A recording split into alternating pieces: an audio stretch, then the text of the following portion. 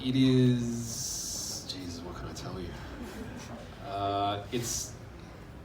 It's kind of the spiritual successor of Nevernight in a sense. It's dark, epic fantasy. It's about a fallen knight, essentially, who has been arrested and is awaiting execution for the murder of a vampiric emperor. It's set in a land where it's based on... There was a couple of events in Dark Ages Europe, I think it was 536 and 540, where there was obviously a volcanic explosion somewhere in the world, and there was this pall of ash and smoke that covered the sky, and winters lasted for 8-9 months, and there were terrible famines as a result. So it's kind of based on that historical event. There is some kind of cataclysm that covers the sky. The sun is still up, but it's not as strong as it once was, and that means that vampires can walk around during the day. So it's set in a medieval European analogue where vampires are real, and suddenly they've woken up and realised the one weakness that they had that was keeping them in check is no longer a factor, and so they start slowly taking over this country. And the story is set 30 years after that event, and we're talking to a man named Gabriel de Leon, who is a fallen paragon of a religious order, and he's telling the story of his life and the fall of the country and all the bad stuff that happened as a result of this vampiric empire rising. So it's grimdark fantasy. There'll be some, no doubt, vampire smuttiness in there. I know my target audience. But it's a really challenging book to write. I was talking to Booktopia today. I was doing a podcast.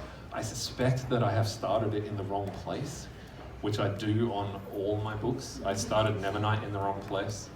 I spent way too much time on Mia's childhood. Like, I wrote probably 100,000 words about her as a little girl, just fucking about as a 10-year-old doing stuff. And I realized that, no, this is a book about a girl going to assassin school, so why don't you just write a book about a girl in an assassin school? We did that with Illuminae as well. We started that 60 or 70 pages too late and realized that we need to explain ourselves before we jump right into the blowing up stuff. And I suspect I've done that with Empire as well. So it's part and parcel of what I was saying before about being a plotter, a pantser rather than a plotter. You know, the book surprises you and the characters can often do things that surprise you, but sometimes you start in the wrong place or take the story down a wrong direction. And I suspect I've just spent too much time fucking around with origin stuff rather than just getting to the fireworks factory. Have you guys seen that Simpsons episode? The Itchy and Scratchy episode where they're driving along the road like fireworks factory 5 miles, fireworks factory 2 miles, fireworks factory 1 mile, and they stop and, what's his name, Snoochie, the dog that they tried to introduce? Yeah, and he goes into this Segway and starts rapping, and Milhouse just smashes his fist down on the floor and says, when are they going to get to the fireworks factory? That's kind of what I do in every book that I've ever written. I think this is probably the most excited I've been about a vampire book in like 10 years. This is very great. I think it's time they came back, right? Absolutely.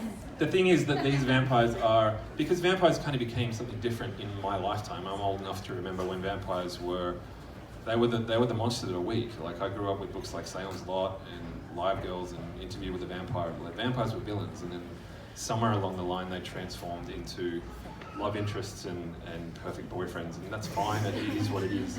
But I'm kind of hearkening back to the vampires of my childhood. So they're monsters.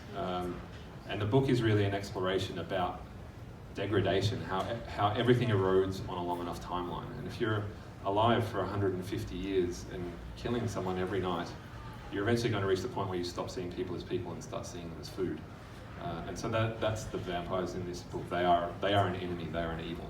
And it's really about humans coming to grips with and dealing with that existential threat. Bring them back with a bang. Will there be a smutty bang? Yeah. You have to, right? Yeah. All right, I think